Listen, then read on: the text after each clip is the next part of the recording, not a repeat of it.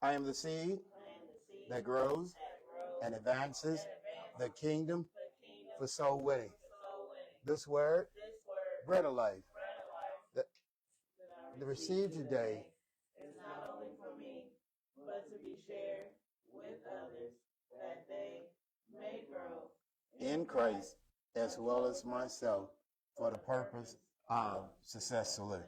Good morning. I want to thank all of you, those that are here early for the early bird service, and of course, to the mother campus in Greenwood and to our virtual campus and to all of our global connections.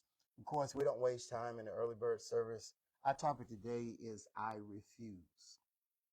And there's so many and lack of understanding issues. And this is why in Psalm stanza 10, he asked God when Nathan, his friend, came to him and challenged him of his prior behavior.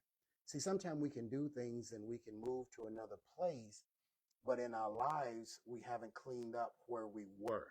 So Nathan came to him and said, in the position that you're in and the leadership role that you have, you can't do what you want. There's a thing called a standard. Most of the older generations, the baby boomers, they were taught standards. They had principles. And so kind of when David got free, David did David. David, whatever his mind thought, he could do it until someone had to bring him into reality. Now we have a time in life where people are trying to take you out of your reality and measure you by the content of what they think you are and not the gifts that God has given you, neither your intellect or intelligence. So David went before God and said, create in me a clean heart.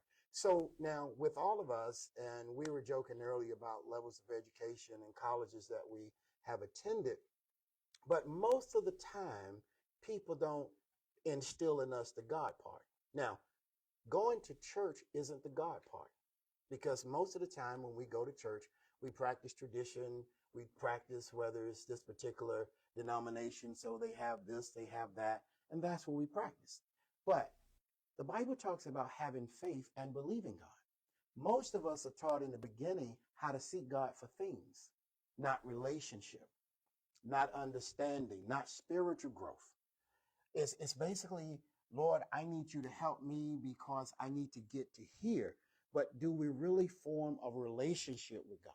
And so this is why David had to come back and realize that for him to proceed to be what God had called him to be and to maximize the potential of his life, he had to be not only naturally balanced, but he had to be spiritually balanced. And there were some things that he had to let go of. And there were some things that he look at the situation and call it transformational information.